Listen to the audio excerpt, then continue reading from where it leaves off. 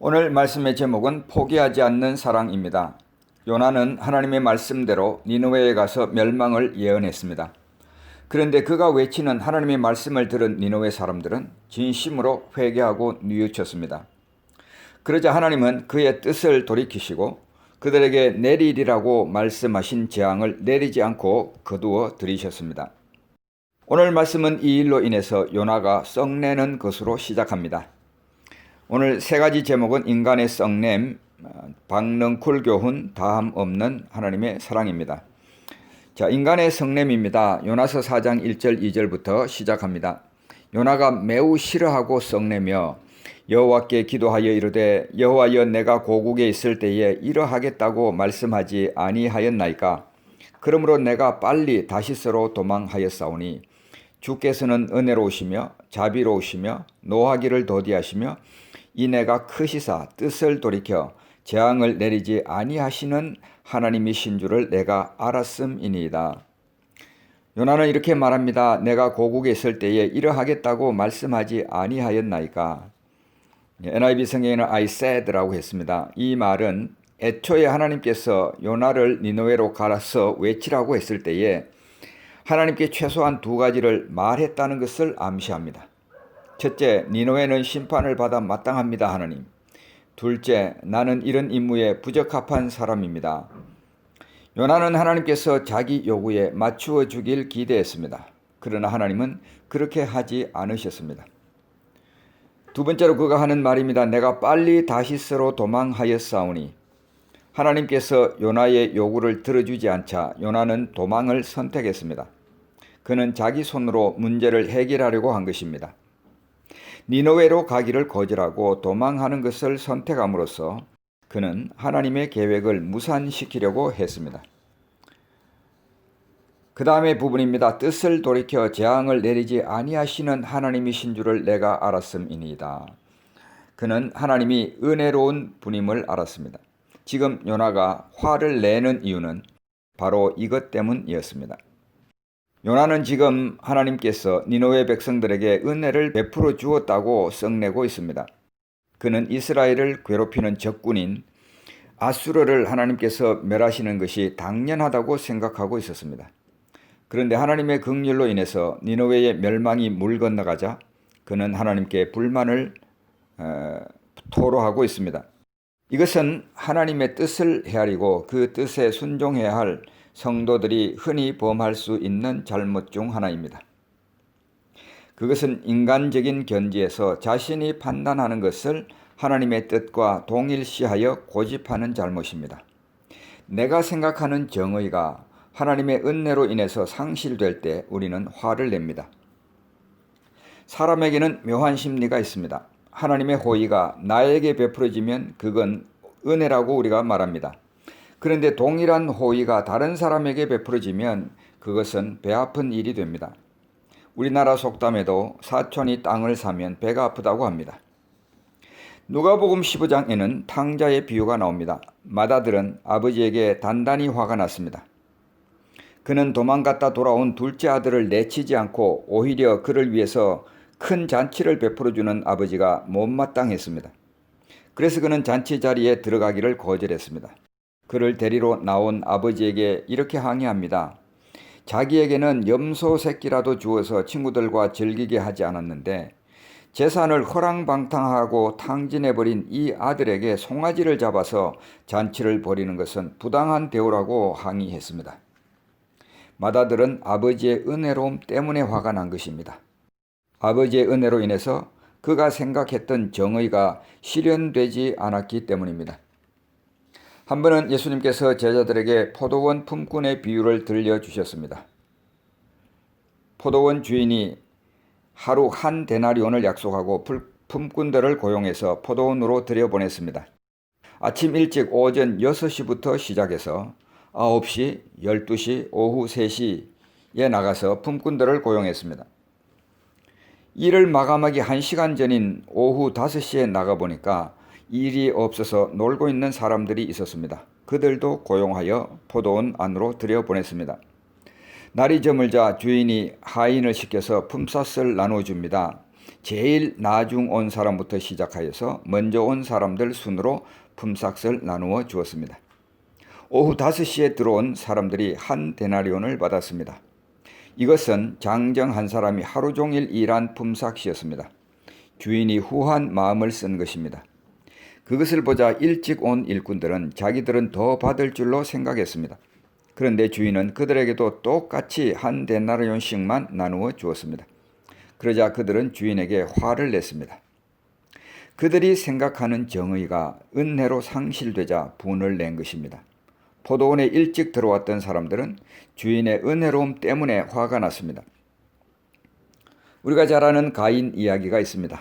가인은 하나님께서 동생 아벨의 제물은 연락했지만 자기의 제물을 받지 않는다고 화를 내었습니다. 우리 모두에게는 다른 사람에게 베푸는 하나님의 은혜 때문에 화를 내는 악한 마음이 있습니다. 물고기 뱃속 경험을 거쳐도 변하지 않는 요나를 향해서 하나님은 실물 교육을 시키십니다. 두 번째, 박넝쿨 교훈입니다. 요나서 4장 6절 7절 말씀을 봅니다. 하나님 여호와께서 박넝쿨을 예비하사 요나를 가리게 하셨으니 이는 그의 머리를 위하여 그늘이 지게 하며 그의 괴로움을 면하게 하려 하심이었더라. 요나가 박넝쿨로 말미암아 크게 기뻐하였더니 하나님이 벌레를 예비하사 이튿날 새벽에 그 박넝쿨을 갉아먹게 하심에 시드니라. 해가 뜰 때에 하나님이 뜨거운 동풍을 예비하셨고 해는 요나의 머리에 쪼임에. 이 구절들 속에는 하나님이 예비하셨고 이런 예비라는 말이 3번에 걸쳐서 나타납니다. 하나님이 예비하신 게 무엇입니까? 하나님은 박넝쿨과 벌레와 동풍을 준비하셨습니다. 이것은 바로 요나를 교훈하기 위한 학습 기자재들입니다. 학습 대상은 요나였습니다. 학습 목표는 요나로 하여금 하나님의 마음을 알게 하고 니느웨 사람들의 회개를 인정하도록 하는 것이었습니다. 하나님의 노력에도 불구하고 학습 효과는 부정적인 것으로 나왔습니다. 요나는 자기에게 그늘을 제공해 주었던 박넝쿨이 시들어버리자 뜨거운 햇볕에 그대로 노출되었습니다. 그로 인해 하나님께 화를 내며 차라리 죽는 것이 낫겠다고 하나님께 항의합니다. 그래서 하나님은 요나에게 다시 이런 질문을 합니다. 4장 9절입니다. 하나님이 요나에게 이르시되 내가 이 박넝쿨로 말미암아 썩내는 것이 어찌 옳으냐 하시니 그가 대답하되 내가 썩내어 죽기까지 할지라도 옳으니이다 하니라. 자, 우리가 이것을 어떻게 이해해야 할까요? 이게 요나의 믿음일까요? 아니면 신념일까요? 아니면 배짱일까요? 아니면 똥꼬집일까요? 요나가 박넝쿨을 만든 것이 아니었습니다. 요나가 그것을 기른 것도 아니었습니다. 요나가 그것을 보호한 것도 아니었습니다. 그것은 요나의 박넝쿨이 아니라 하나님의 박넝쿨이었습니다. 그럼에도 불구하고 요나는 박넝쿨이 있다가 시들어 없어진 것에 대해서 하나님께 화를 내었습니다. 받은 은혜를 인하여 분노하게 되는 것은 우리에게도 일어날 수 있는 일입니다. 은혜가 익숙하게 되면 받은 것이 내 것인 줄 착각하게 됩니다. 어떤 사람이 매주 가난한 마을에 찾아가서 사람들에게 100불씩을 나누어 주었습니다. 그러던 어느 날 마을 사람들이 기다렸는데 이 사람이 나타나지 않았습니다. 한 주는 그냥 넘어갔습니다. 그런데 그 다음 주도 또 그 다음 주도 그는 나타나지 않았습니다. 4주째 그가 오지 않자 사람들은 아니 이 사람이 왜 우리 돈을 떼어먹냐고 불평하기 시작했습니다. 지금 요나가 그랬습니다. 자기에게 은혜로 주어졌던 박넝쿨이 있다가 없어지자 화를 내었습니다. 그리고 그것은 우리도 마찬가지입니다. 다 하나님께서 은혜로 주셨기 때문에 우리가 가지게 된 것인데 우리는 이렇게 말합니다. 내 집, 내 차, 내 돈, 내 생명 이렇게 우리는 생각하는 것입니다. 모든 은혜에는 유통기한이 있습니다. 하나님께서 주실 때가 있고 거두어 갈 때가 있습니다. 하나님의 유통기한을 경험한 사람들은 대개 받을 때보다 거두어 갈 때 더 은혜가 있다고 생각합니다. 그럴 때 인생의 본질 앞에 바로 서게 되기 때문입니다. 하나님은 요나에게 이 박넝쿨로 말미암아 내가 성내는 것이 옳으냐 라고 질문하셨습니다. 왜 하나님은 다 아시면서 이런 질문을 했을까요? 하나님은 요나가 얼마나 잘못된 것에 가치를 두고 있는지 보여주기를 원하셨습니다. 요나는 니느웨 사람들보다 자기 자신의 편함에 더 관심이 많았습니다. 요나는 니느웨 사람들보다 박넝쿨에 관심이 더 많았습니다. 사람의 생명에 비하면 박넝쿨은 너무나도 하찮은 것인데 요나는 거기에 목숨을 걸고 있었습니다. 하나님은 이런 요나에게 그것이 얼마나 잘못된 것인지를 가르쳐 주기를 원했던 것입니다. 마지막 부분입니다. 다함 없는 하나님의 사랑입니다. 4장 6절 말씀을 보겠습니다. 하나님 여호와께서 박넝쿨을 예비하사 요나를 가리게 하셨으니 이는 그의 머리를 위하여 그늘이 지게 하며 그의 괴로움을 면하게 하려 하심이었더라. 요나가 박넝쿨로 말미암아 크게 기뻐하였더니. 요나는 계속 하나님께 불평합니다. 요나의 마음에는 화가 가득 차 있는 모습입니다. 그런 요나를 향해서 하나님은 선을 베풀어 주십니다. 이 말씀에 보면 그의 괴로움을 면하게 하기 위해서 하나님은 박넝쿨을 준비해 주셨습니다. 사실 요나의 괴로움은 하나님이 주신 것이 아닙니다. 이 괴로움은 요나가 스스로 자초한 괴로움입니다. 쓸데없는 괴로움이었습니다.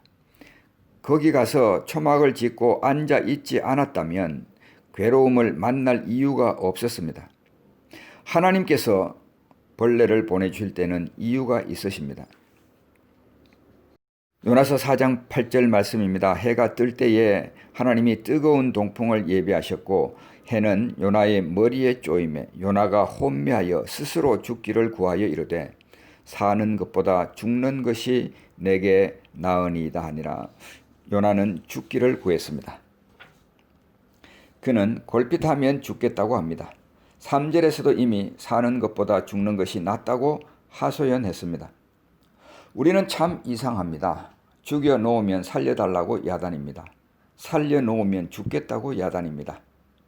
요나를 반쯤 죽여 놓았더니 물고기 뱃속에서 살려달라고 부르짖었습니다. 살려 놓았더니 지금은 또 죽여달라고 야단입니다. 자녀가 없으면 자녀를 달라고 야단입니다. 자녀를 주시면 아이고 저놈의 원수라고 또 야단입니다. 우리 성도들이 그렇다는 말이 아니고 일반적으로 많은 가정들에서 이런 일이 일어납니다. 부모님과 함께 말씀을 듣는 자녀들은 오해하지 마시기 바랍니다. 직장이 없을 때는 직장을 달라고 하나님께 떼를 씁니다. 직장이 생기면 이번에는 상사 때문에 죽겠다고 야단입니다. 그렇게 보면 우리도 죽겠다는 말을 입에 달고 살고 있습니다. 자, 그러면 이런 문제들의 진짜 원인은 무엇일까요? 우리가 분내고 화낼 때 결정적인 요인은 환경이 아닙니다. 이렇게 화를 내는 진짜 이유, 그것은 바로 우리 마음에 있는 정오심이 문제입니다. 요나의 마음은 분노와 정오심으로 가득했습니다. 그가 삶에서 겪었던 일들은 작은 일이 아니었습니다. 바다 한가운데에서 폭풍을 경험했습니다. 자신의 목을 차츰 조여 들어오는 제비 뽑기를 경험했습니다. 사람들에 의해 배 밖으로 버려지는 경험을 했습니다.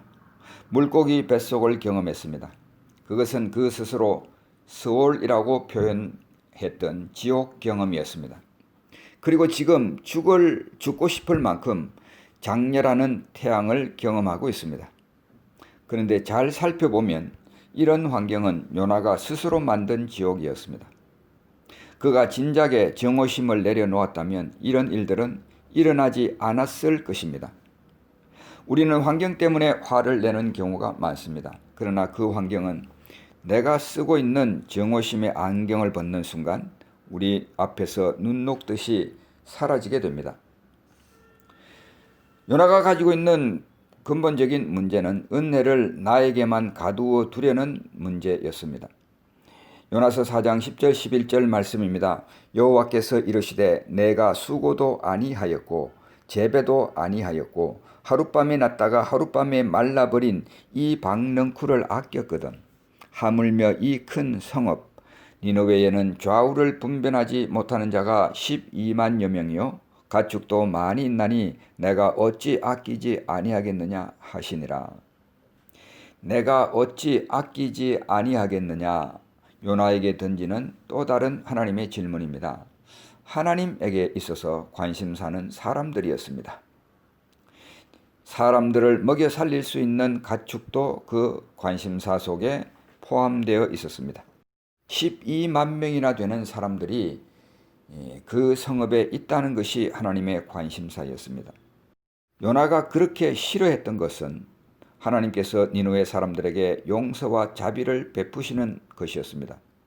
그런데 정작 요나 자신은 바로 그 하나님의 용서와 자비를 받았던 사람입니다. 우리가 받으면 자비와 용서인데 다른 사람이 받으면 싫은 것입니다. 이것은 은혜 받은 자의 병든 마음을 나타내 주고 있습니다. 요나는 하나님의 은혜를 자신에게만 가두어 두려고 했습니다. 하나님은 그분의 사랑과 자비가 어떤 것인지를 분명하게 말씀해 주셨습니다. 그것은 하나님은 사람을 차별 대우하지 않으신다는 것입니다. 하나님은 흑인이든 백인이든 차별하지 않습니다. 그 대상이 요나이든 니느웨 사람이든 하나님은 차별하지 않으십니다.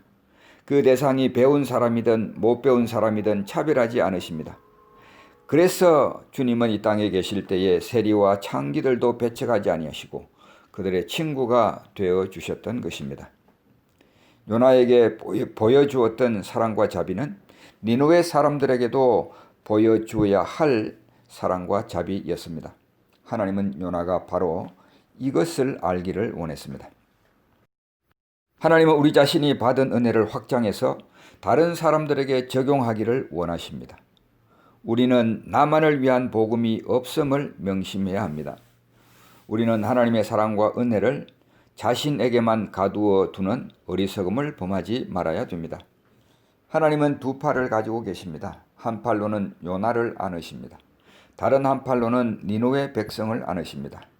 그리고 그들의 모두의 귀에 대고 이렇게 말씀하십니다. 나는 너를 사랑한다. 십자가는 온 세상 모든 사람을 초청하는 곳입니다. 예수님은 그분의 팔을 넓게 벌리고 그곳에 달리셨습니다. 자녀 셋을 잘 키운 어떤 여성이 있었습니다. 하루는 신방을 온 목사님이 그분에게 질문했습니다. 자녀 셋 중 누구를 가장 사랑했나요? 그러자 그 어머니가 웃으며 대답했습니다. 막내가 병들었을 때 그때는 막내를 가장 사랑했습니다. 둘째가 집을 떠나 방황했을 때 그때는 둘째를 가장 사랑했고요. 큰 아이가 학교 성적과 이성 문제로 괴로워할 때 그때는 큰 아이를 가장 사랑했습니다. 요나의 반항적인 태도, 거친 말에도 하나님은 조용하게 응답하십니다. 요나의 끈질긴 고집에도 하나님은 참고 참아주십니다. 물고기 뱃속을 거쳐도 변하지 않는 요나에게 실물 교육을 시켜주십니다. 심심하면 죽겠다고 하는 요나를 향해 또다시 호의를 베풀어 주십니다. 하나님의 사랑은 포기하지 않는 사랑입니다. 사랑하는 성도 여러분, 이 포기하지 않는 하나님의 사랑을 깨달아서 자신이 주님께 받은 은혜를 다른 사람에게 확장하는 복된 삶을 사시길 주님의 이름으로 축복합니다. 기도하겠습니다. 하나님 아버지, 오늘 우리는 은혜 받은 자로서 병든 마음을 가지고 있음을 주님 앞에 고백합니다. 우리는 하나님께 큰 은혜를 받은 사람들입니다. 그럼에도 불구하고 그 은혜가 다른 사람에게 베풀어질 때에 우리 속에는 화를 내는 마음이 있음을 주님 앞에 고백합니다. 하나님 아버지, 우리는 하나님의 그 큰 은혜를 우리 자신의 품에만 가두어 놓으려고 합니다. 하나님의 그 큰 사랑을 받고도 이웃에게 그 사랑을 나누어 줄 줄을 모릅니다. 오 하나님 아버지, 상한 자, 아픈 자, 넘어진 자, 소외된 자를 찾으시는 포기하지 않는 하나님의 이 사랑을 깊이 만나게 하여 주시옵소서. 그 사랑으로 말미암아 우리가 부요한 삶을 살게 하여 주옵소서. 무엇이 부족한 것처럼 다고 하는 삶에서부터 벗어나서 하나님, 이 사랑으로 나는 만족합니다 고백할 수 있는 우리들 되게 하여 주시옵소서. 그리고 하나님 아버지, 우리 하나님의 그 너그러운 마음을 받아서 우리도 이웃을 향하여 주님의 너그러우심을 나타내며 주님의 은혜를 확장할 수 있는 복된 삶을 살게 하여 주옵소서. 예수님의 이름으로 간절히 기도하옵나이다. 아멘.